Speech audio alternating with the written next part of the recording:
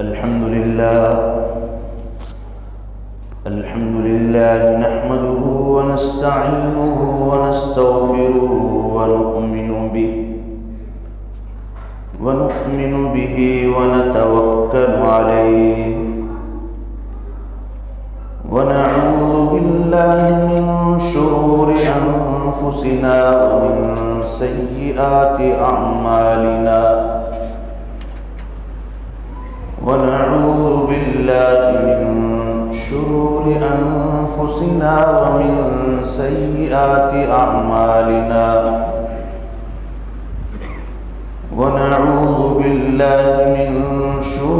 أنفسنا ومن سيئات أعمالنا من يهده الله فلا مضل له ومن يضلله فلا هادي له ونشهد أن لا إله إلا الله وحده لا شريك له ونشهد أن سيدنا وسندنا وحبيبنا وحبيب ربنا ومولانا محمدا عبده ورسوله صلى الله تعالى عليه وعلى آله وأصحابه وبارك وسلم تسليما كثيرا أما بعد فأعوذ بالله من الشيطان الرجيم بسم الله الرحمن الرحيم إنا نحن نزلنا الذكر وإنا له لحافظون وقال الله تبارك وتعالى في مقام آخر من أعرض عن ذكري فإن له معيشة ضنكا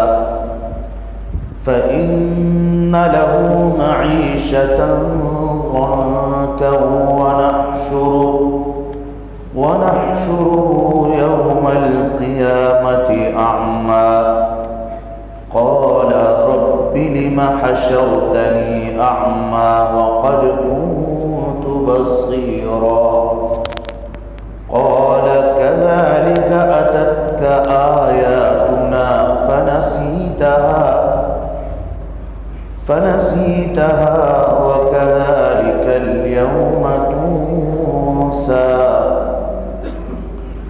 وقال سيدنا رسول الله صلى الله عليه وسلم خيركم من تعلم القرآن وعلمه صدق الله وصدق رسوله النبي الكريم ونحن على ذلك من الشاهدين والشاكرين والحمد لله رب العالمين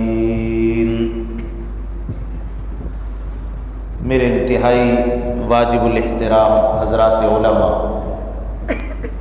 मेरे मुहतरम भाइयों, बुजुर्गों और दोस्तों, अस्सलामु अलैकुम वरहमतुल्लाहि वबरकातुहू। हमारे लिए ये बहुत बड़ी सआदत और खुशी का मकाम है कि इस मस्जिद में अल्लाह रब्बुल आलमीन की तौफीक से 13 साल और 9 महीने कुरान मजीद का बेतरतीब दर्स होता है और फिर अल्लाह रब्बुल आलमीन के फजल से पूरे कुरान मजीद का दर्स मुकम्मल हुआ। हम इंतहाई शुक्रगुजार हैं हज़रत मौलाना मुफ्ती ताज मोहम्मद साहिब के भी اور ان حضرات کے بھی جو درس میں شریک ہوتے رہے کہ اس آخری موقع پر اس سعادت میں ہمیں بھی شریک فرمائے۔ یہ ان حضرات کا احسان ہے، اللہ تعالیٰ اس پر ان کو بہترین جزا عطا فرمائے۔ میرے عزیز بھائیوں اور بزرگوں، اللہ تعالیٰ کے ہم پر بے شمار انعامات اور احسانات ہیں، ہم اپنی تعداد میں گنتی میں ان کو شمار نہیں کر سکتے۔ کچھ اللہ تعالیٰ کے بے شمار انعامات ہماری ذات میں ہیں، بے شمار انعامات زمین میں پھیلے ہوئے ہیں، بے شمار انعامات وہ ہیں جو اللہ تعالیٰ نے آسمان سے ہمارے لیے اتارے۔ ان تمام انعامات میں اس وقت ہمارے پاس جو سب سے بڑی نعمت، سب سے بڑا خزانہ جو براہ راست اللہ تعالیٰ نے بڑے عجیب و غریب انتظام کے ساتھ، بڑی شان کے ساتھ اور بڑے پیروں کے ساتھ اور بڑی حفاظتوں کے ساتھ آسمان سے اللہ تعالیٰ نے زمین میں سرکار دو عالم نبی کریم صلی اللہ علیہ وسلم کے دل اطہر پر اتارا۔ وہ انعام، وہ نعمت قرآن مجید کی نعمت ہے۔ ہمارے پاس اس وقت اگر آسمانوں کی اوپر کی کوئی چیز اگر موجود ہے تو وہ صرف قرآن مجید ہے۔ میرے عزیزوں اور بھائیوں، جس قدر یہ بڑا انعام اور اللہ تعالیٰ کا بڑا احسان انسانوں پر ہوا کہ اللہ تعالیٰ نے اپنے الفاظ جو ان کی زبان مبارک جیسی اس کی شان ہے انہوں نے تلاوت فرمائے اور اس کا کلام فرمایا، وہی الفاظ جو رب العالمین کے ہیں وہ سرکار دو عالم نبی کریم صلی اللہ علیہ وسلم کے سینے میں محفوظ کیے۔ پھر آپ نے وہی الفاظ کتاب میں لکھوا دیے۔ آپ ذرا تصور کریں، ذرا سوچیں کہ یہ جو قرآن مجید پڑھا جاتا ہے، ابھی قرآن پاک حضرت قاری صاحب دامت برکاتہم نے کس قدر سوز کے ساتھ اور خوبصورتی کے ساتھ قرآن پاک پڑھا، اور ہمارے قلوب کی کیا کیفیت تھی، کیا سکینہ اور سکون کا نزول تھا۔ یہ الفاظ رب العالمین کے الفاظ ہیں جو اللہ تعالیٰ نے ہمیں عطا فرما دی۔ جب بندہ تلاوت کرتا ہے اس کی زبان پر وہ الفاظ وہ جاری ہوتے ہیں جو رب العالمین کے الفاظ ہوتے ہیں۔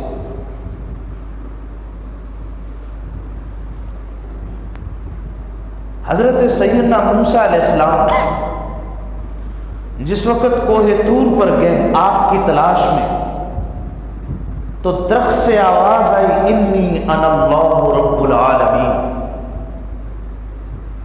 وہ دیکھنے میں تو درخت کی آواز تھی لیکن حقیقت میں رب العالمین کی آواز تھی، اللہ تعالیٰ کلام فرما رہے تھے۔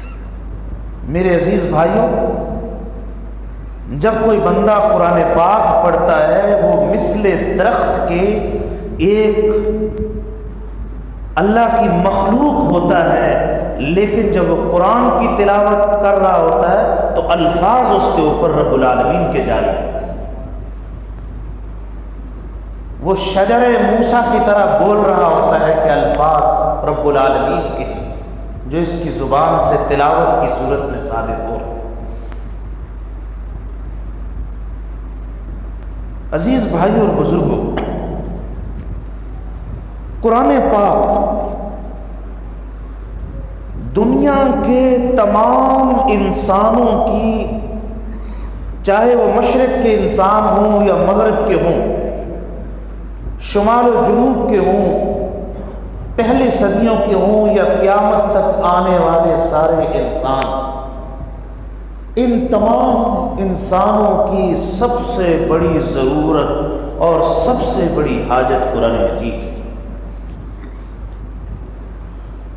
چاہے وہ مسلمان ہوں، اللہ نے قرآن پر ایمان کی توفیق دی، وہ بھی سب سے زیادہ قرآن پاک کی ہدایت کے محتاج ہیں، اور جو قرآن پاک پر ایمان سے محروم ہیں وہ بھی ہمیشہ کی سعادت، ہمیشہ کی کامیابی حاصل کرنے کے لیے قرآن پاک کی ہدایت کے محتاج ہیں۔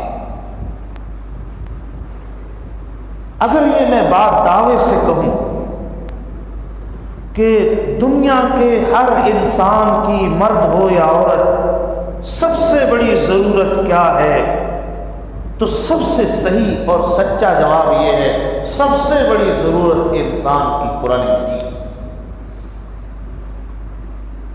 اور اللہ تعالیٰ کا بڑا انعام ہے کہ اللہ نے یہ نعمت ہمیں عطا فرمائی، اس پر ہی اللہ نے ایمان عطا فرمایا۔ میرے عزیز بھائی اور بزرگوں، میں قرآن پاک کی دعاؤں میں اور حضرت صلی اللہ علیہ وسلم کی سینکڑوں دعاؤں میں جو اللہ تعالیٰ سے مانگی، جب ان میں غور کرتا ہوں تو سب سے نرالا اور انوکھا انداز جس میں حضرت صلی اللہ علیہ وسلم نے تمام مانگنے کے طریقوں سے ہٹ کر انتہائی عاجزی، انکساری، منت اور ترلے کر کر کے اللہ رب العالمین سے جو سب سے بڑی چیز مانگی وہ قرآن پاک۔ میں سب سے پہلے اس دعا کو جو آپ صلی اللہ علیہ وسلم مانگا کرتے تھے اس کے الفاظ اور ترجمے سے اپنے بیان کا آغاز کرتا ہوں۔ حضرت صلی اللہ علیہ وسلم یوں دعا مانگتے تھے، اللہم انی عبدک، اے اللہ میں آپ کا بندہ ہوں، وابن عبدک، آپ کے بندے کا بیٹا ہوں، وابن امتک، آپ کی بندی کا بیٹا ہوں، میں بھی آپ کا بندہ، میرے والد بھی آپ کے بندے، میری والدہ ماجدہ وہ بھی آپ کی بندی، ناصیتی بیدک، اے اللہ میری پیشانی کے بال آپ کے قبضے میں ہیں، ماضٍ فی حکمک، آپ جو بھی فیصلہ صادر فرماتے ہیں وہ میرے اوپر جاری ہو جاتا ہے، آپ جو بھی فیصلہ کریں مجھ پر جاری ہوتا ہے، عدل فی قضاءک، آپ جو بھی قضاء و قدر اور تقدیر کا میرے بارے میں فیصلہ فرمائیں وہ عین عدل ہوتا ہے، اس میں ذرہ برابر ظلم کا کوئی شائبہ نہیں، عدل فی قضاء، اسألک، آپ دعا کے الفاظ پہ غور فرماتے جائیں، کیا انداز ہے مانگنے کا اور کن کن چیزوں کا واسطہ دے رہے ہیں نبی پاک صلی اللہ علیہ وسلم۔ میں بیچ میں یہ بات عرض کر دوں، صحیح بخاری کے الفاظ ہیں، انا اعلمکم باللہ وانا اخشاکم للہ وانا اتقاکم للہ، اے دنیا کے انسانوں، آپ نے ایک موقع پہ صحابہ سے خطاب فرمایا، میں تم میں سب سے زیادہ اللہ تعالیٰ کا علم رکھنے والا ہوں اور سب سے زیادہ اللہ کا خوف اور خشیت میرے دل میں موجود ہے، اور سب سے زیادہ متقی اور پرہیزگار اللہ سے ڈرنے والا میں ہوں۔ یہ آپ صلی اللہ علیہ وسلم نے اپنی شان بیان فرمائی، اور یہ الفاظ صحیح بخاری کے الفاظ ہیں۔ ایسے پیغمبر جو اللہ کی سب سے زیادہ معرفت اور پہچان رکھنے والے ہیں وہ دعا مانگ رہے ہیں،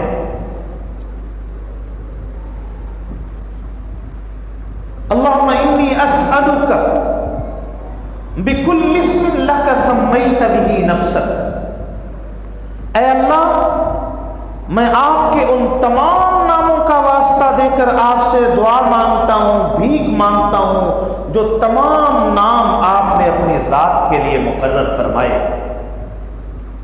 اے اللہ ان سارے ناموں کا واسطہ،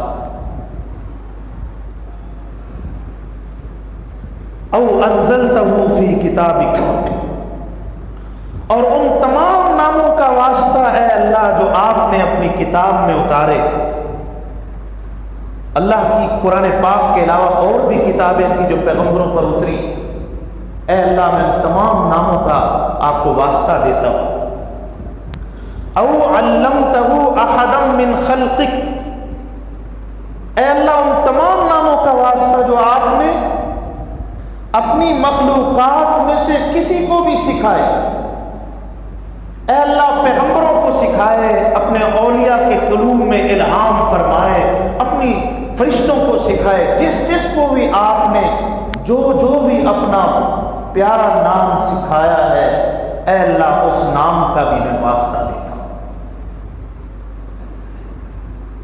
چوتھا جملہ، او استأثرت بہ فی علم الغیب عندک، اے اللہ میں ان تمام ناموں کا واسطہ بھی دیتا ہوں جو آج تک آپ نے اپنے غیب کے خزانوں میں چھپا رکھے ہیں، کسی کو نہیں بتائے۔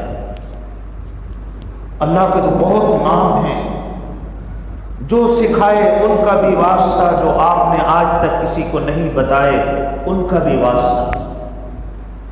میرے عزیز بھائی اور بزرگوں، آپ بھی دعاؤں کی کتابیں پڑھتے رہتے ہیں، وظائف کی کتابیں، دعاؤں کی کتابیں۔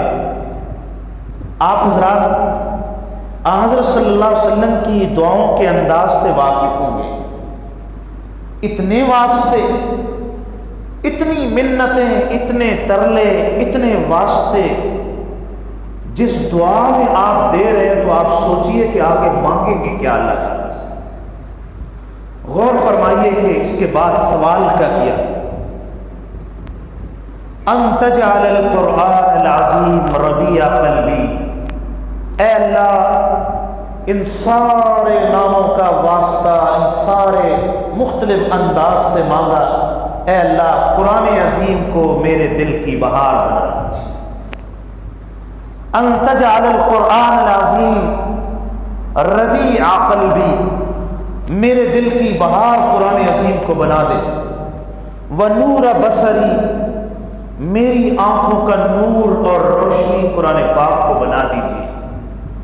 وجلاء حزنی، قرآن کو میرے غموں کے دور ہونے کا ذریعہ بنا دیجیے۔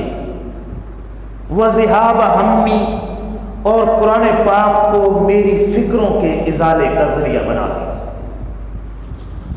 قرآن پاک کی چار شانیں، چار انداز سے مانگا، اے اللہ قرآن کو دلوں کی بہار بنا۔ اس سے پتہ یہ چلا کہ قرآن سے بڑھ کر دلوں میں بہار پیدا کرنے والی کوئی چیز نہیں۔ قرآن آنکھوں کا نور ہے، قرآن پاک سے بڑھ کر روشنی اور راستہ دکھانے والی کوئی اور دنیا میں روشنی موجود نہیں۔ قرآن سے بڑھ کر زندگی کے غموں، فکروں، اندیشوں اور خطروں کو، کیا میرے ساتھ ہو گیا، کیا آئندہ ہونے والا ہے، جو ہو چکا اس پر غم کو عربی زبان میں حزن کہتے ہیں، جو آئندہ انسان کو خطرے نہ معلوم کیا ہوگا اس کو ہم کہتے ہیں۔ اے اللہ پچھلے بھی جتنے غم اور آئندہ کی بھی جتنی فکریں ہیں، قرآن پاک کو ان تمام فکروں اور غموں کے دور کرنے کا ذریعہ بنا دیجیے۔ میرے عزیز بھائی اور بزرگوں، ایسا انداز تو حضرت صلی اللہ علیہ وسلم نے کسی چیز کے بارے میں اختیار نہیں فرمایا۔ آپ نے جب جنت مانگی تو سیدھا سوال، اللہم انی اسألک جنت الفردوس، جب دوزخ سے اللہ کی پناہ چاہی، سیدھا سیدھا سوال فرما، اللہم اجرنا من النار، اے اللہ دوزخ سے ہمیں بچا لیجیے۔ صحت مانگی، عافیت مانگی، بارگاہ خداوندی میں عرض کر دیا، اللہم انی اسألک الصحۃ والعفہ، اللہم انی اسألک العفو والعافیہ، یہ ساری دعائیں آپ دیکھ لیجئے۔ لیکن جب قرآن پاک کو مانگا تو اس کے لیے اتنا عاجزی والا انداز اختیار فرمایا، کسی اور چیز میں نہیں۔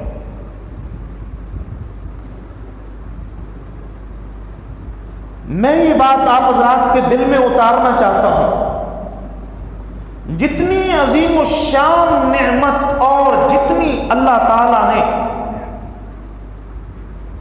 اس امت کے ساتھ قرآن کی صورت میں کرم فرمائی کی، امت کا معاملہ اس کے برعکس، انہوں نے قرآن پاک کے ساتھ اسی قدر بے رخی کا معاملہ کیا،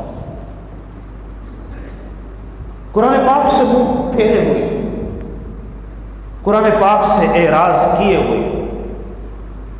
اور میں بقسم کہتا ہوں، اس اللہ کے گھر میں قسم کھا کر کہتا ہوں، ہماری ساری پریشانیوں اور مشکلات اور رونے اور پیٹنے،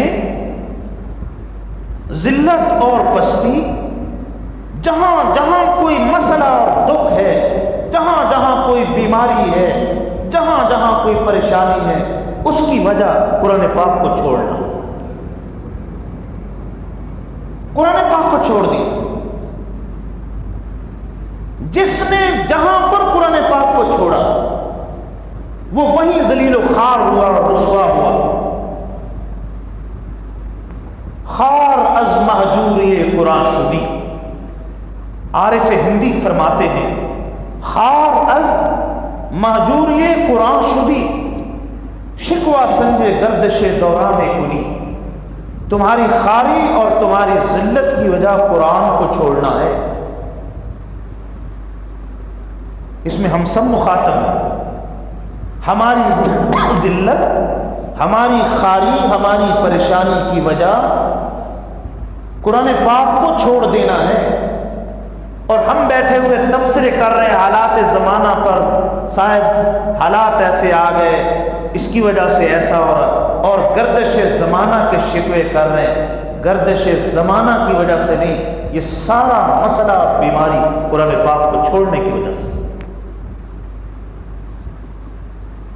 وقت بڑا محدود ہے، عشاء کی نماز بھی قریب، عشاء کی اذان تک آپ سے میں اپنی معروضات پیش کروں، لیکن میں آپ کو بڑی ذمہ داری سے عرض کروں، کبھی اللہ نے موقع دیا اور آپ کے ساتھ تفصیل سے بیٹھنے کا موقع ملا، میں آپ کو اللہ کی توفیق سے قرآن پاک سے یہ چیز منواؤں گا کہ اگر کوئی بندہ جہاں بھی پریشان ہے، کوئی اکیلا ہے، میاں بیوی کی صورت میں کوئی جوڑا ہے، زوجین ہے، کوئی چند بندوں کی صورت میں گھرانہ ہے، پورا قبیلہ ہے، بازار ہے، عدالت ہے، شہر ہے، ملک ہے، دنیا ہے، جہاں بھی آگ لگی ہوئی ہے، جہاں بھی پریشانی ہے، وہ قرآن پاک کو چھوڑنے کی وجہ سے۔ میرے عزیز بھائیوں، کوئی چیز ایسی نہیں چھوڑی اللہ تعالیٰ نے جس میں ہمارے لیے ہدایت اور رہنمائی موجود نہ ہو۔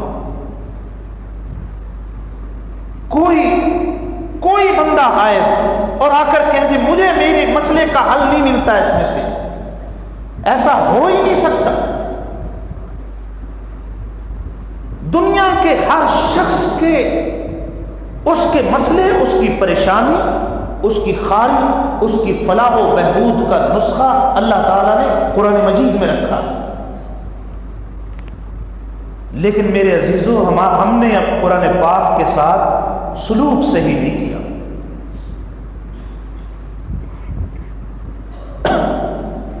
سرکار دو عالم نبی کریم صلی اللہ علیہ وسلم کے جو معجزات ہیں، جو آپ کی رسالت کی علامات ہیں، معجزہ اس نشانی کو کہتے ہیں جو اللہ تعالیٰ اپنے بندوں کے لیے اپنے پیغمبر کو عطا فرماتے ہیں، جس نشانی کو دیکھ کر اس کا ڈاواں ڈول دل مطمئن ہو جاتا ہے۔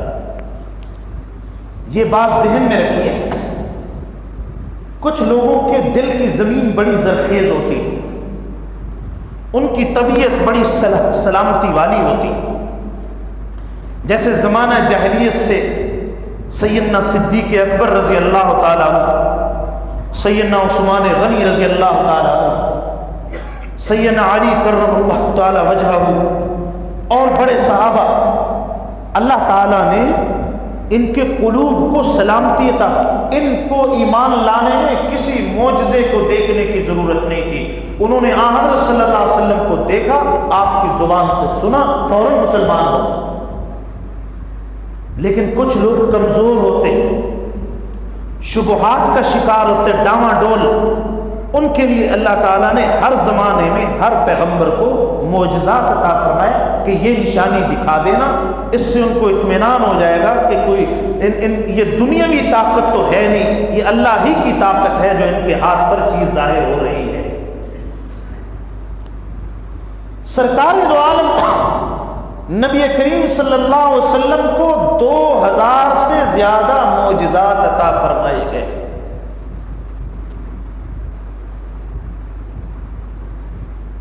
امام بیہقی رحمۃ اللہ علیہ نے ان نشانیوں، ان خصلتوں کو اپنی کتابوں میں جمع فرمایا،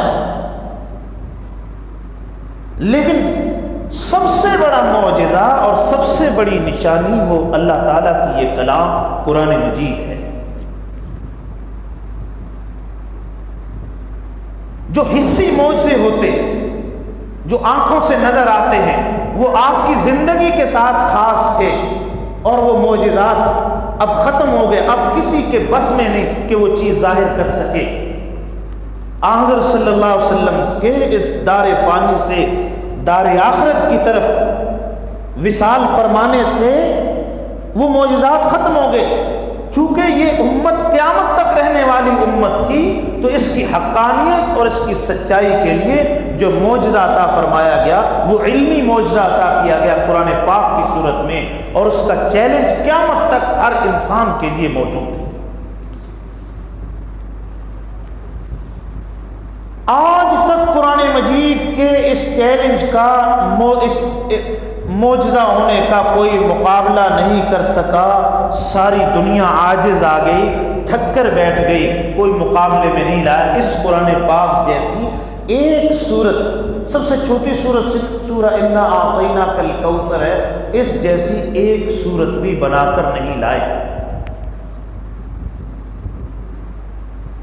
ابھی جو مغربی دنیا اور مغربی استعمار اربوں ڈالر اسلام کو اور مسلمانوں کو ختم کرنے کے لیے آگ میں پھونک رہا ہے، ان کے لیے بڑا سنہری موقع تھا اسلام کو جھوٹا ثابت کرنے کے لیے، کہ اپنی ساری ٹیکنالوجی کو، اپنی یونیورسٹیوں کو، اپنے پڑھے لکھے لوگوں کو، آج کل تو WhatsApp group, community group, سب کو جمع کرتے، ایک صورت بنا کے ڈالتے، اسلام کا دعویٰ خود بخود ختم ہو جاتا اور اسلام کی حقانیت پہ سوال اٹھنا شروع ہو جاتے۔ لیکن آج تک کسی میں ہمت نہیں قرآن پاک جیسی ایک صورت بھی بنا دی۔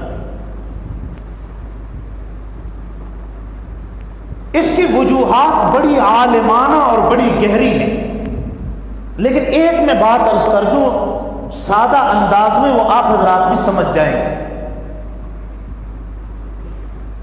ایک چیز ہوتی ہے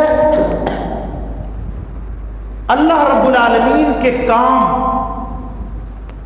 جیسے اللہ نے آسمان بنایا، زمین بنائی، انسان بنایا، انسان کے بال بنائے، اس کے دانت بنائے، اس کے ناخن بنائے، یہ خدائی کام کہلاتا ہے، اللہ کا کام ہے۔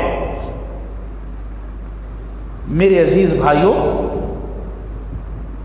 یہ سائنس کسی چیز کو پیدا نہیں کرتی، سائنس رب العالمین کی پیدا ہوئی کی ہوئی نیچر، اس کی قدرت، اس کی کائنات کے مطالعہ کرنے کا نام ہے۔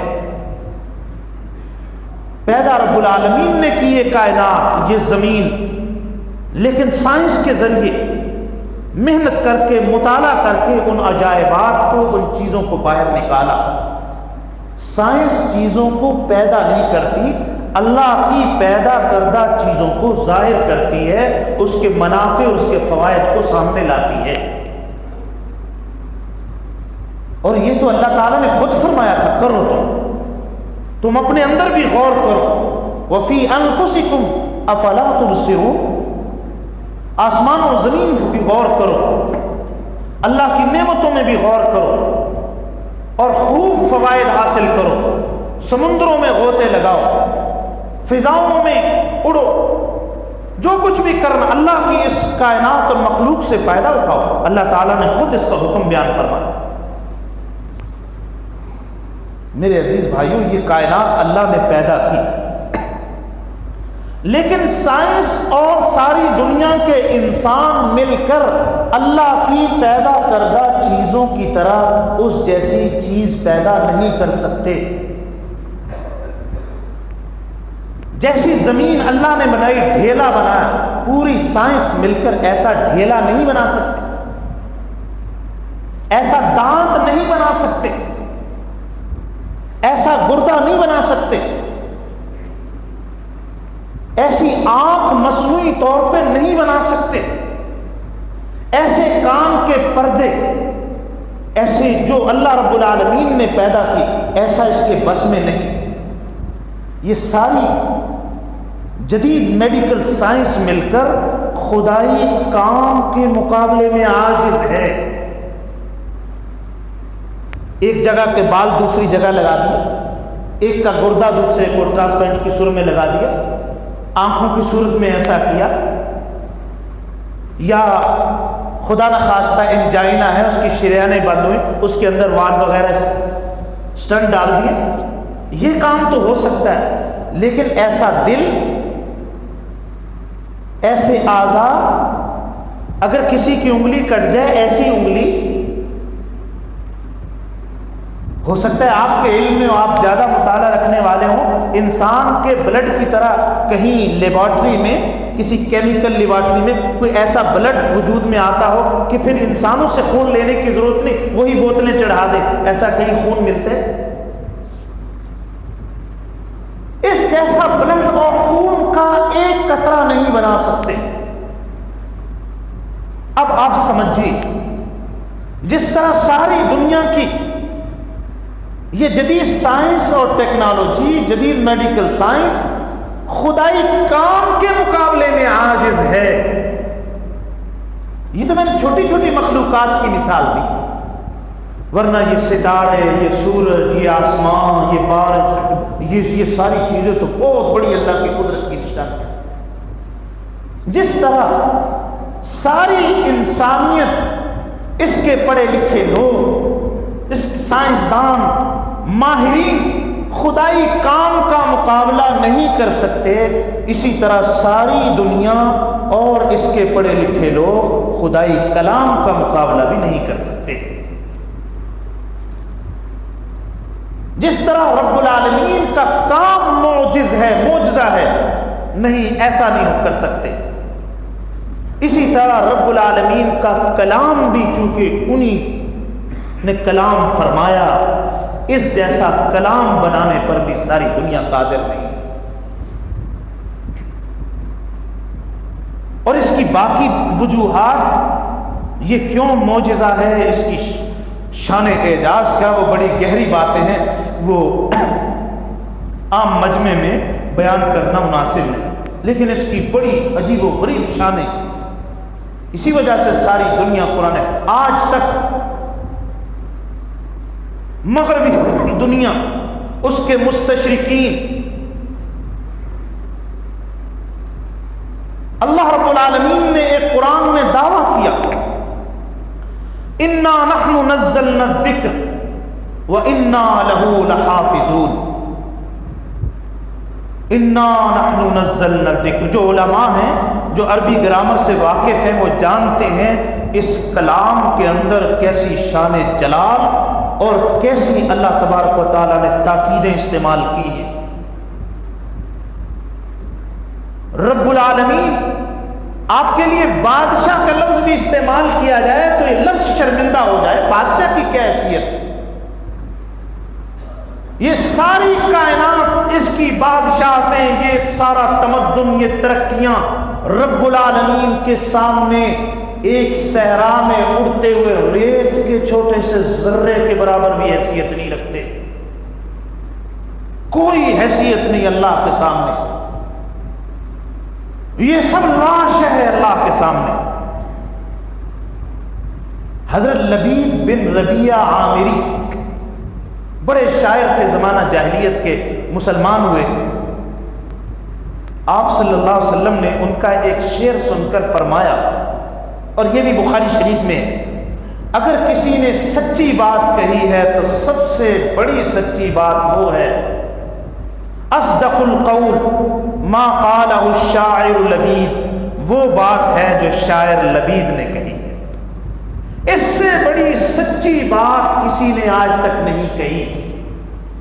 وہ لبید نے اپنے شعر میں یہ بات کہی، الا کل شیء ما خلا اللہ باطل، سنو اللہ کے علاوہ ہر چیز باطل ہے. اللہ کے علاوہ ہر چیز لاش ہے، فانی ہے، باطل ہے، کوئی حیثیت نہیں اللہ جل شانہ کے سامنے. وَكُلُّ نَعِيمٍ لَا مَحَالَةَ زَائِلٌ، ہر نعمت ان قریب زائل ہونے والی. میرے عزیزوں اور بھائیوں، قرآن پاک نے جو اعلان فرمایا، اللہ تعالیٰ نے اس میں ذکر فرمایا وَإِنَّا لَهُ لَحَافِظُونَ. اگر آپ حضرات نے عربی گرامر بھی پڑھی ہے، مولانا سے غالب معلم القرآن بھی پڑھی ہے، تو وہ بھی مزہ لیں گے. وَإِنَّا لَهُ لَحَافِظُونَ، اس میں 5 مرتبہ تاکید فرمائی ہے اللہ تعالیٰ نے. یہ بات ذہن میں رکھیے، رب العالمین اپنی کسی بات کو بیان کرنے کے لیے کسی تاکید کے محتاج نہیں. جہاں بھی انہوں نے تاکید کا لفظ استعمال کیا وہ ہماری کمزوریوں اور عجز کی وجہ سے کیا، کہ ان بندوں کو، کمزور بندوں کو یقین آ جائے. ورنہ بادشاہوں کے بادشاہ، بادشاہوں کو بادشاہت کی بھیک دینے والا، اس کو کوئی ضرورت نہیں کہ اپنے کلام کے لیے وہ تاکید کے الفاظ پیدا کر کے اس کے اندر یقین پیدا، محتاج نہیں ہے اس چیز کے. ہماری رعایت سے فرمایا وَإِنَّا لَهُ لَحَافِظُونَ. اس میں اِنَّا کا معنی ہے بے شک، کوئی شک نہیں اس میں. لہو یہ ضمیر، یہ عربی قاعدے کے مطابق بعد میں آنی چاہیے تھی حافظون کے بعد، لیکن اس کو پہلے لائے. اس سے بھی کلام کے اندر اور زیادہ تاکید اور حسر پیدا ہو جاتا ہے. پھر حافظون، اس کو علماء جانتے ہیں یہ اس میں فاعل کا صیغہ ہے اور اس میں دوام اور استمرار ہوتا ہے، ہم ہمیشہ حفاظت کرتے رہیں گے. پھر یہ عربی گرامر میں جملہ اسمیہ ہے. پھر لحافظون کے اوپر لام زبر والا، اس کا معنی بھی یقیناً ہوتا ہے. 5 تاکیدوں کے ساتھ فرمایا یقیناً، یقیناً، یقیناً، یقیناً، یقیناً، یقیناً ہم اس قرآن کی حفاظت کرتے رہیں گے. میرے عزیز بھائیو، جب یہ اعلان اللہ نے فرما دیا نا ہم قرآن کی حفاظت کریں گے، تو اس اعلان کے اندر اور بھی چھپے ہوئے بہت سارے اعلان ہیں. جیسے یہ اعلان ہو جائے کہ مسجد میں ہمیشہ اذان ہوتی رہے گی، تو اس کے اندر یہ بھی شامل ہو گیا مؤذن بھی قیامت تک رہے گا، کیونکہ اذان اسی نے دینی. مسجد بھی رہے گی کیونکہ اذان کی جگہ مسجد ہے. جب یہ فرمایا کہ ہم قرآن کی یقیناً یقیناً حفاظت کرتے رہیں گے، تو قرآن کا استاد اور معلم بھی قیامت تک رہے گا. قرآن کا مدرسہ اور مکتب بھی قیامت تک رہے گا. اس کو مٹانے والے خود مٹ جاتے ہیں، لیکن مدرسے اسی طرح باقی رہتے ہیں اور رہیں گے. عربی گرامر بھی رہے گی، کیونکہ کیونکہ قرآن سمجھنے کے لیے یہ ذریعہ ہے. اور اس میں ایک پیشین گوئی یہ بھی ہے کہ قیامت تک عربی زبان بھی زندہ رہے گی، اس لیے کہ یہ قرآن کی زبان، ایک اعلان میں اور 20 اعلان چھپے ہوئے ہیں۔ اللہ اس کی کیسے حفاظت فرماتے ہیں؟ 14 صدیوں سے زیادہ ہو چکا ہے، آج تک قرآن مجید کے کسی آیت میں کسی لفظ میں کوئی تبدیلی نہیں کر سکتا۔ مجھے ایک واقعہ یاد آیا، دوسری جنگ عظیم کے موقع پر جب پوری دنیا آگ اور خون کی لپیٹ میں تھی، ہر جگہ جنگ تھی، جنگ عظیم، تو جرمن کی حکومت نے ایک ادارہ بنایا اور اس کے لیے اس زمانے کے اعتبار سے اربوں ڈالر انہوں نے اس ادارے کے لیے بجٹ منظور کیا اور سینکڑوں محققین اور ان کے اسکالر، تربیت یافتہ لوگ انہوں نے ہائر کیے، ایک بڑی بلڈنگ انہوں نے بنائی۔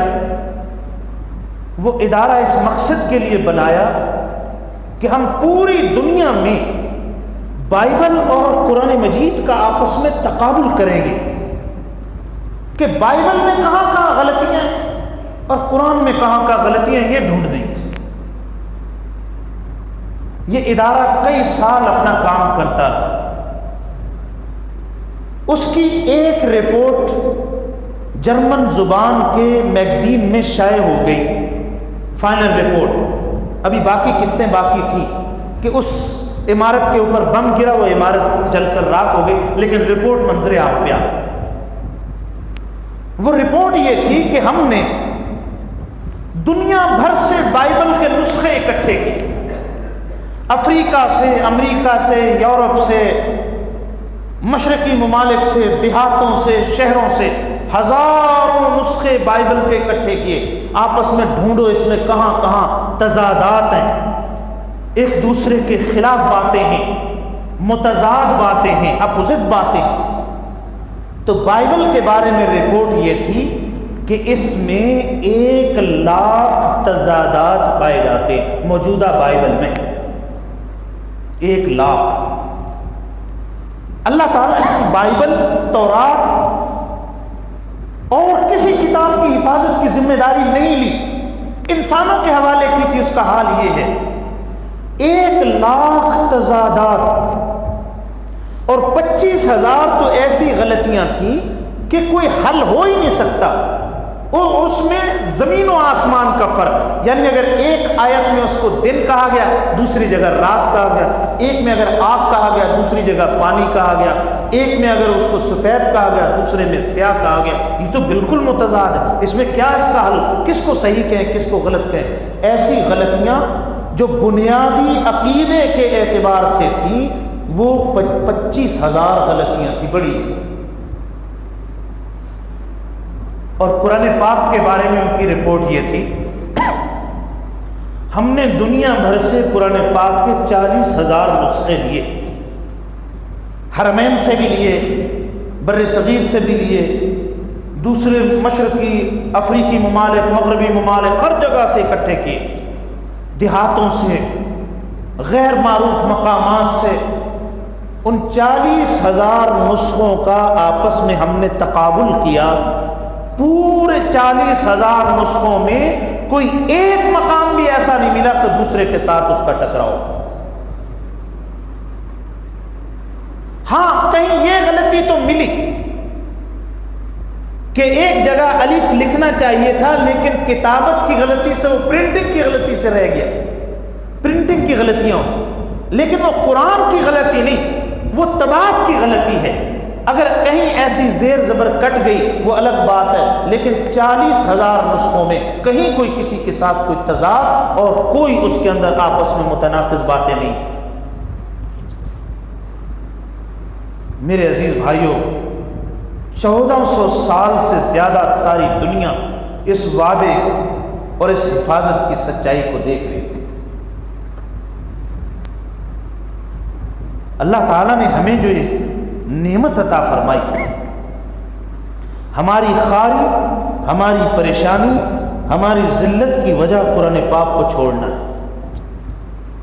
اب میں قرآن پاک کی ان آیات کی طرف آتا ہوں جو خطبے میں نے تلاوت کی. وقت تھوڑا ہے تاکہ ان آیات کی تھوڑی سی وضاحت ہو.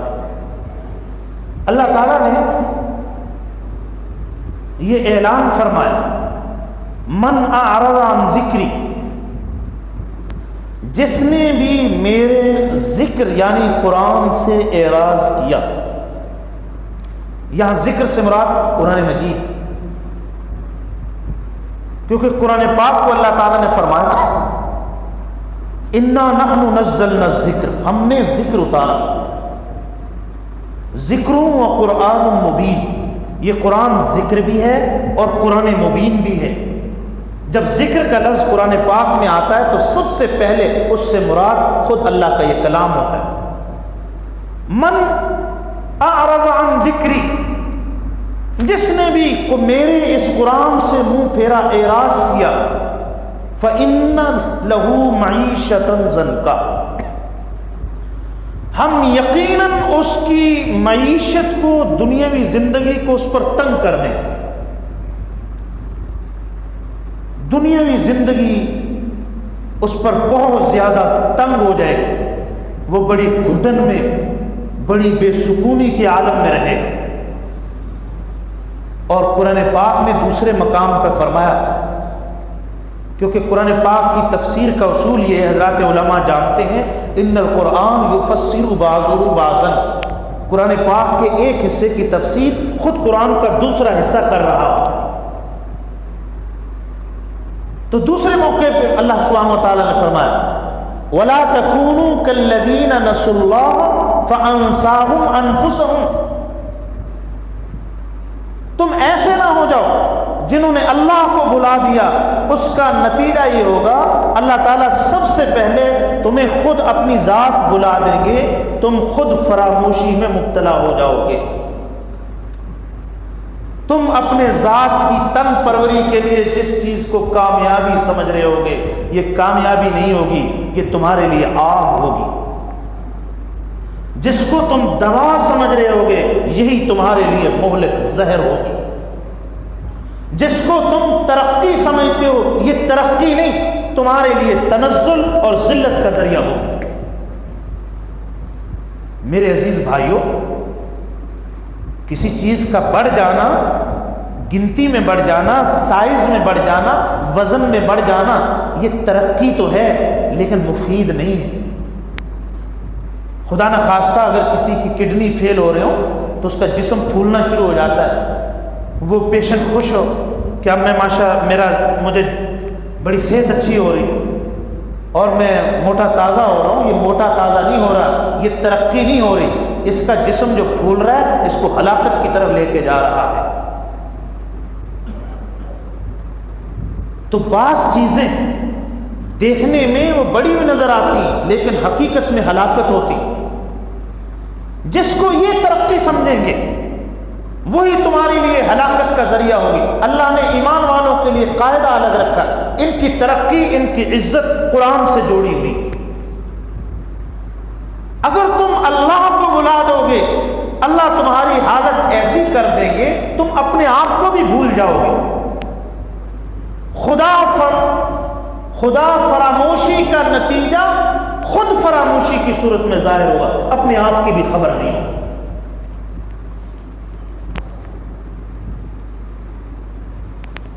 ہمارے حضرت والا، ہمارے شیخ العربی والعجم حضرت عارف باللہ حضرت شاہ کی محمد اختر صاحب رحمہ اللہ، انہوں نے خود اپنا واقعہ بیان فرمایا. کسی یورپ کے سفر میں حضرت پوری دنیا میں تشریف لے جاتے تھے اللہ تعالیٰ کی محبت، تزکیہ، اصلاح، قرآن کی طرف لوگوں کو بلانے کے لیے. تو ایک دفعہ نماز فجر پڑھنے کے بعد حضرت اپنے احباب کے ساتھ یورپ کے کسی پارک میں گھوم رہے ہیں. تو وہاں دیکھا کہ حضرت واک کر رہے ہیں تو ایک انگریز آیا، وہ بھی اپنے کتے کو واک کرا رہا ہے. بڑا موٹا تازہ کتا ہے، وہ بھی واک کر رہا ہے. اچانک کتے کو اپنا تقاضا ہوا فارغ ہونے کا، تو اس نے جلدی سے اپنے دستانے لیے اور اس کی ساری گندگی کو ہاتھ میں لے کر ڈسٹ بن میں ڈالا. یہ کام اس نے کیا۔ حضرت نے اپنے احباب سے فرمایا دیکھو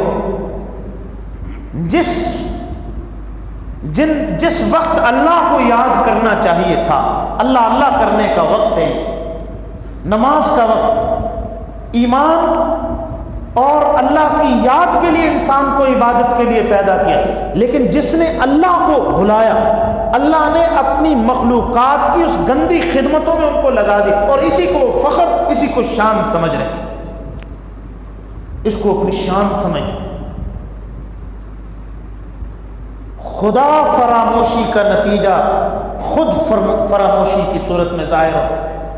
اللہ رب العالمین، اللہ جل شانہ کو اس کی تعلیمات، اس کے قرآن سے اعراض کی صورت میں اللہ تعالیٰ دنیاوی معیشت کو اس پر کیا کر دیں؟ تنگ کر دیں۔ وَنَحْشُرُهُ يَوْمَ الْقِيَامَةِ أَعْمَى، دنیا میں تو معیشت تنگ کریں گے اور آخرت میں اس کو اندھا کر کے اٹھائیں گے۔ قال رب لم حشرتنی اعمی وقد كنت بصیرا، اے اللہ آپ نے مجھے نابینا کیوں اٹھایا؟ قبر سے جب سارے اٹھیں گے مٹی جھاڑتے ہوئے، یہ نابینا ہوگا۔ یا اللہ میں تو دنیا میں بہت کچھ دیکھنے والا تھا، آپ نے مجھے نابینا کیوں اٹھایا؟ قال كذلك أتتك آياتنا فنسيتها وَكَذَلِكَ الْيَوْمَ تُنسَى، یہ تمہارے ساتھ ہم نے کوئی انوکھا سلوک نہیں کیا، تم نے جیسا سلوک ہماری کتاب کے ساتھ کیا، ہمارے ساتھ کیا، ہم نے بھی تمہارے ساتھ ویسا ہی سلوک کیا، تم نے جیسا کیا جیسا کرو گے ویسا بھرو۔ مولانا جلال الدین رومی رحمۃ اللہ علیہ فرماتے ہیں اپنی مثنوی میں، گندم از گندم بیروئے جو سے جو، جب گندم کا بیج ڈالو گے تو گندم حاصل ہوگی، اگر جو کا بیج ڈالو گے تو جو حاصل ہوگی۔ اگر خاردار کیکر اور جھاڑیوں کا بیج ڈالیں گے تو پھر گندم اور جو کی امید نہ رکھے، پھر جھاڑیاں ہی حاصل ہوں گی۔ گندم از گندم بیروئے جو سے جو، از مکافات عمل غافل مشو، یہ مکافات عمل کا جو اللہ کا اصول ہے، اس سے کبھی بھی غافل نہ ہونا، تم جیسا کرو گے ویسا ہی ثمرہ حاصل کرو گے۔ دنیا میں اعمال اچھے کیے، من یعمل مثقال ذرۃ خیر یرہ،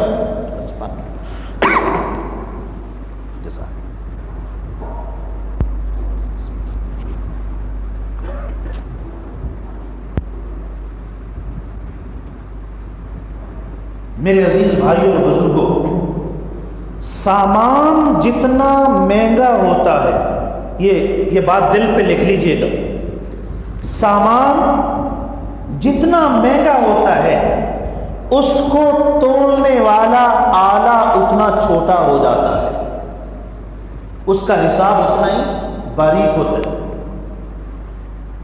لوہا، اس کے لیے ترازو یہ کلو 1.5 کلو یا سونے والا ترازو نہیں ہوتا، یہ ٹنوں کے اعتبار سے آتا۔ لوہا جب تولا جاتا ہے تو اس کا ترازو، جیسے لوہے کی قیمت ویسا اس کا ترازو بڑا۔ پھر لوہے کے بعد آپ آئیے سونے کی طرف۔ سونا بتائیے ٹنوں کے اعتبار سے چلتا ہے یا گراموں کے اعتبار سے ہو؟ تولا اور گرام، کلو بھی بہت کم ہوتا ہے تولے اور گراموں میں، کیونکہ چیز قیمتی ہو گئی، اس کا ترازو اور زیادہ چھوٹا۔ ڈائمنڈ، الماس، یہ سونے سے مہنگا ہوتا ہے یا سستا ہوتا ہے؟ یہ مہنگا ہے، کروڑوں کروڑوں ڈالر کا بھی ہوتا ہے۔ اس کے لیے جو تولنے کا پیمانہ قیراط کی صورت میں اور زیادہ باریک ہے،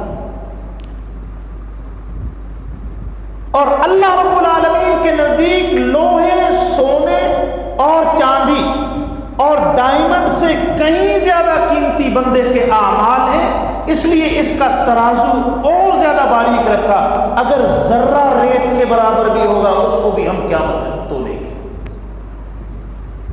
فمن يعمل مثقال ذرة خيرا يره، ایک ذرہ ریت کبھی آپ نے دھوپ میں اڑتی ہوئی دیکھی ہو تو باریک باریک اس کے ذرات ہوتے ہیں. چیونٹی کو بھی ذرہ کہتے ہیں عربی، وہ بھی بہت چھوٹی سی ہو، لیکن وہ ریت کا ذرہ اور چھوٹا. اتنی بھی اگر کسی نے نیکی کی ہے ضرور اس کا اللہ کے ہاں صلہ پائے گا، اور اتنا سا بھی اگر شر اور برائی ظاہر کی تھی، برائی اس سے صادر ہوئی، اس کو بھی دیکھے گا، وہ بھی چھپ نہیں سکتی.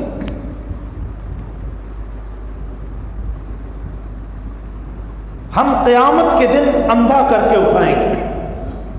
اللہ تعالیٰ فرمائیں گے، جب بندہ عرض کرے گا میں بہت دیکھنے والا تھا، فرمایا کذالک اتتک آیاتنا فنسیتها، تمہارے پاس بھی ہماری آیات آئی تھی.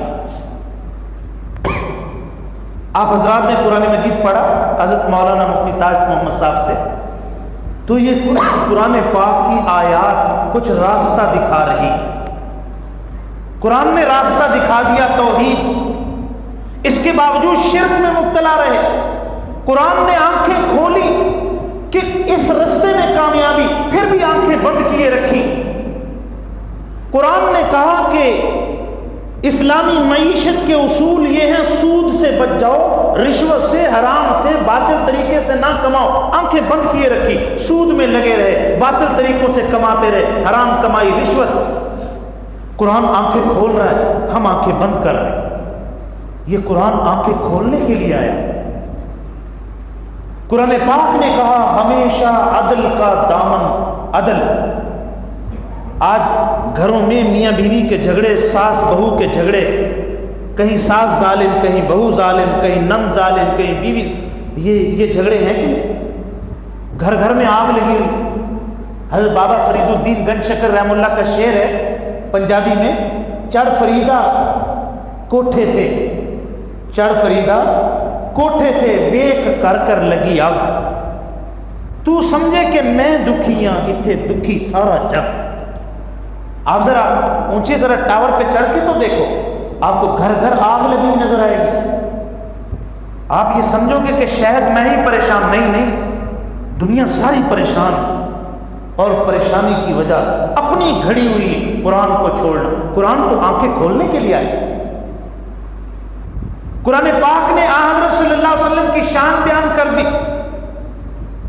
لَقَدْ كَانَ لَكُمْ فِي رَسُولِ اللَّهِ أُسْوَةٌ حَسَنَةٌ، قرآن نے بتایا کہ نہیں بتایا، تمہارے لیے رول ماڈل زندگی کے ہر شعبے میں، تمہاری شادی ہو یا غمی ہو،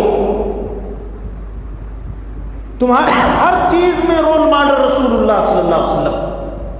تمہارا بازار رسول اللہ صلی اللہ علیہ وسلم کی تعلیمات کے مطابق، تمہاری عدالت رسول اللہ صلی اللہ علیہ وسلم کی تعلیمات کے مطابق، حکومت رسول اللہ صلی اللہ علیہ وسلم کی تعلیمات کے مطابق، دنیا کے ممالک سے تعلقات رسول اللہ صلی اللہ علیہ وسلم کی تعلیمات کے مطابق. تمہارے لیے ہم نے رسول اللہ صلی اللہ علیہ وسلم کو رول ماڈل بنایا، اسوہ بنایا. حضرت صلی اللہ علیہ وسلم کے ہوتے ہوئے مغرب کی طرف دیکھتے رہے. جس نے سورج کی شعاؤں کو گرفتار کیا اپنی شب تاریک سحر کر نہ سکا.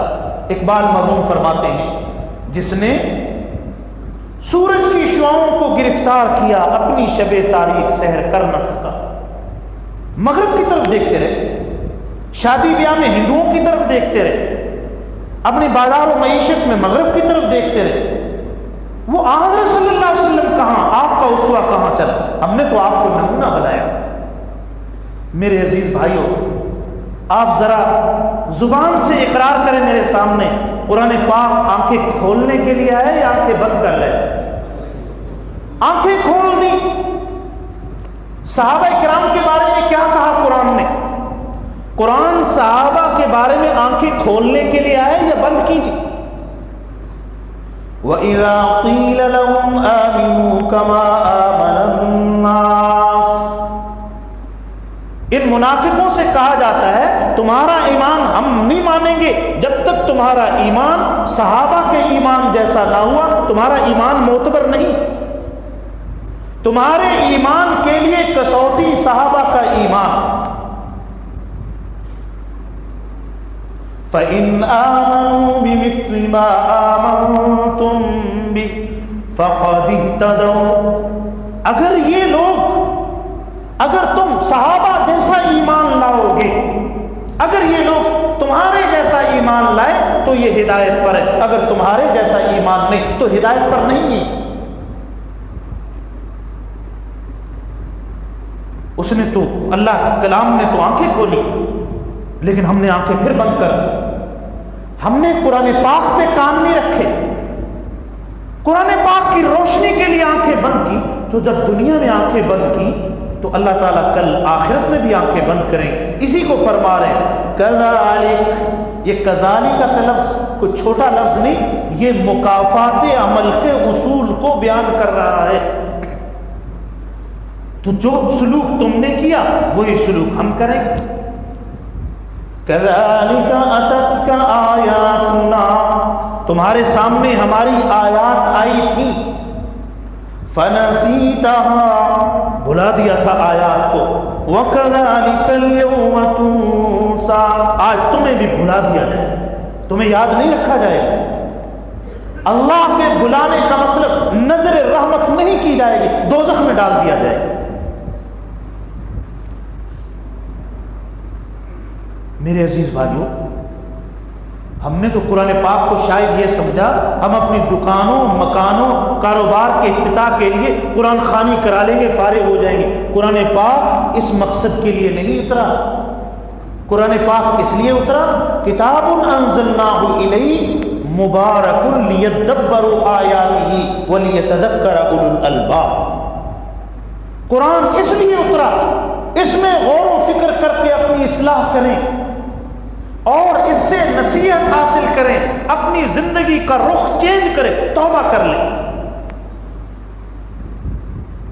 توبہ پتہ ہے کسے کہتے ہیں؟ توبہ کا معنی ہے یو ٹرن لینا. توبہ کا معنی یہ نہیں کہ کانوں کو ہاتھ لگا کے الہی منجی توبہ منجو توبہ، نہ، یہ میری توبہ. یہ چاہے 100 مرتبہ کانوں کو ہاتھ لگائیں یا تسبیح پہ پڑھیں، یہ توبہ نہیں کہلاتا. توبہ اسے کہتے ہیں یہاں کوئی سڑک کے اوپر کھڑا، جیسے یہ کونے میں ہوٹل ہے، کسی نے پوچھا جی مجھے جوہر چرنگی جانا ہے، جوہر چرنگی کی طرف جانا ہے. وہ جوہر موڑ کی طرف جا رہا تھا، اس کو صحیح رستہ بتا دیا، آپ غلط جا رہے ہو، ادھر جوہر چرنگی، جوہر موڑ جوہر چرنگی اس طرف ہے، جوہر موڑ آپ دوسری طرف جا رہے. وہ آگے گیا اور یو ٹرن لے کر اپنا راستہ سیدھا کر لیا. اس کو عربی میں توبہ کہتے ہیں. عربی میں اس کو کیا کہتے ہیں؟ توبہ. اور اس کو منع کیا، راستہ بھی دکھایا، پھر بھی یو ٹرن لے لیا، سیدھا آگے چلتا گیا. یہ توبہ کرنے والا نہیں ہے. میرے عزیز بھائیو، توبہ یہ ہے کہ ہم اپنی زندگی کی اصلاح کر لیں. اگر گناہ ہے تو چھوڑ دیں، سود ہے تو چھوڑ دیں، رشوت چھوڑ دیں، گھروں میں ناچاکی ہے، عدل کا دامن چھوڑا ہوا ہے، عدل کا دامن تھام لیں، انصاف کریں، زیادتی نہ کریں، کسی کے ساتھ ذرہ برابر ظلم نہ کریں. نماز نہیں پڑھتے، نماز کی طرف آ جائیں. آخر کس موقع پہ آئیں گے؟ کبھی کبھی تنہائی میں سوچا کریں ذرا، رات کو جس وقت سونے لگے اس وقت ایک دعا ہمیں رسول اللہ صلی اللہ علیہ وسلم نے سکھائی ہے. اللہم بسمک اموت و احیا. اے اللہ، آپ کے نام پہ میں مرتا ہوں اور آپ کے نام پہ جیوں گا. جب صبح سو کر اٹھے تو یہ دعا ہے، الحمدللہ الذی احیانا بعد ما اماتنا و الیہ النشور. اے اللہ، آپ نے ہمیں موت کے بعد زندگی عطا فرمائی، آپ نے ہی، اے اللہ، الحمدللہ الذی احیانا بعد ما اماتنا. یہ موت، یہ نیند بھی موت کی بہن تھی، اسی طرح آپ نے نمونہ بنا کے چھوڑا. صرف دل چل رہا تھا، باقی ساری چیزوں میں مردے کی طرح تھے. تو یہ ساری چیزیں، یہ ہمارے لیے نصیحت. ہم توبہ کر لیں، قرآن پاک کو سیکھ لیں. اگر قرآن پاک کے الفاظ نہیں آتے، قرآن پاک کی تلاوت سیکھیں. سب سے پہلا درجہ قرآن پاک کے الفاظ سیکھ لیں. قرآن پاک کے الفاظ سیکھنے کے لیے طالب علم بن جائیں. آپ دنیا کے سب سے بہترین طالب علم اور اسٹوڈنٹ کہلائیں گے، کیونکہ آپ نے فرمایا خیرکم من تعلم القرآن وعلمہ. جن قرآن پاک کی تلاوت آتی اس کا معنی سیکھے۔ آپ کی مسجد میں مستند عالم دین پورا قرآن 13 سال 11 مہینے قرآن پاک کا درس دیتے رہے، قرآن پاک سمجھاتے رہے معنی، اور یہ اب فارغ نہیں ہو گئے، پھر یہ درس دیں گے۔ آپ پھر ارادہ کریں ہم دوبارہ سیکھیں گے قرآن پاک، ہم قرآن پاک کی عربی بھی سیکھیں گے، اور مستند اہل علم سے قرآن پاک بھی ہم سیکھیں، حلال و حرام کو جان، اس پر عمل کریں گے۔ پھر دیکھیے زندگی کیسی ہے، زندگی پربہار ہوتی ہے رب سے جب ہم کنار ہوتی ہے۔ بس میں حضرت قاری صاحب کی تلاوت کے آخری حصے کی بس جملے کا ترجمہ کر کے بات ختم کرتا ہوں۔ وَإِلَى اللَّهِ تَسِيرُ الْأُمُورِ، سارے امور اللہ کی طرف لوٹنے والے ہیں، ہم سب اللہ کی طرف جانے والے ہیں۔ زندگی کا حساب کر لیں، وقت بہت تھوڑا باقی ہے، وقت بڑی تیزی سے گزر رہا ہے، کہیں ایسا نہ ہو کہ ہم اس بہت بڑی سعادت سے محروم ہو جائیں۔ سوچ لیں، غور کر لیں، کامیابی اور فلاح کا سب سے بڑا نسخہ ہے۔ حق تعالی شانہ مجھے اور آپ کو عمل کی توفیق عطا فرمائے، آپ کے اس درس کو اللہ تعالیٰ قبول فرمائے، حضرت مولانا کی محنت کو قبول فرمائے، جتنے بھی حاضرین رہے مستقل رہے، وقتاً فوقتاً آتے رہے، اللہ تعالیٰ ان قرآن پاک کے اس ختم کی برکات سے مسجد، اہل محلہ، ہمارے شہر، وطن عزیز پاکستان، پورے عالم اسلام کو اللہ سبحانہ و تعالیٰ اس ختم قرآن کی برکت سے امن اور ایمان کی بہاریں نصیب فرما، اور اللہ قرآن پاک کی اس دعوت کو دنیا کے تمام انسانوں کو اس کی طرف آنے کی توفیق عطا فرما دیں، قرآن پاک پر ایمان کی توفیق دے دیں، ورنہ اس سے بڑے خسارے والی کوئی چیز نہیں۔ وآخر دعوانا ان الحمد للہ۔